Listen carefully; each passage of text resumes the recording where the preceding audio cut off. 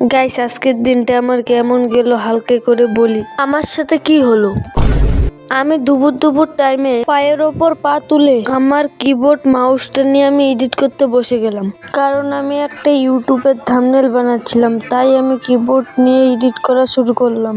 তাই আমি টাইপিং করে থাম্বনেলের নামটা দিয়ে দিলাম। টাইপিং করতে করতে হঠাৎ আমার বন্ধু এসে বলল, কিরে খেলতে যাবি না? তোর জন্য সবাই ওয়েট করছে, তোর জন্য খেলাই শুরু হচ্ছে না।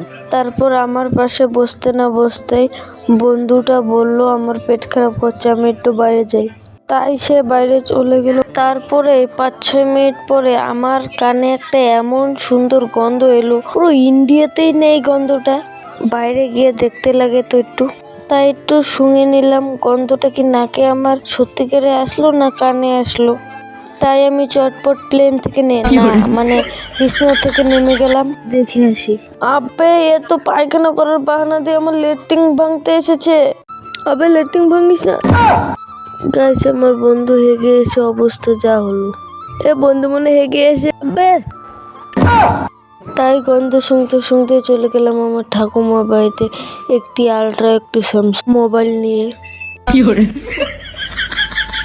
বন্ধুর সাথে গল্প করতে করতে হাঁটতে হাঁটতে আমি চলে এলাম, স্যামসাং আলট্রা নিয়ে চলে এলাম আমি ঠাকুমাদের গেটের সামনে। কারণ আমি যাচ্ছিলাম মোবাইলটা চার্জ দিতে, কারণ আমাদের বাড়িতে কারেন্ট ছিল না, তাই আমি ঠাকুমাদের বাড়িতে আসলাম ফোনটা চার্জ দিতে। এই যে দেখো, চলে এলাম ঠাকুমাদের বাড়িতে।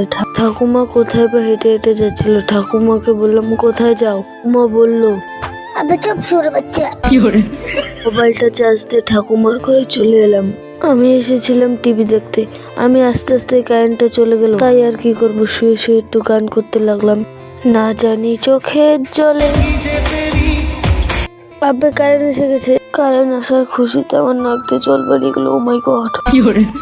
তাই আমি একটা ঠাকুমার পছন্দের বই দিয়ে, আবে বই বই বই আবে রিমোটটাও কাজ করছে না। আরে আরে রিমোটটাও কাজ করছে না। এমন সময় যে এসে গিয়েছে আমারই পাশে, না টিভির বই। আমি ঠাকুমার পছন্দের বই দিয়ে চলে এলাম বাইরে। বন্ধুরা ডাকছে খেলার জন্য, আমিও যাচ্ছি খেলার জন্য। তোমরাও লাইক সাবস্ক্রাইব করে দাও।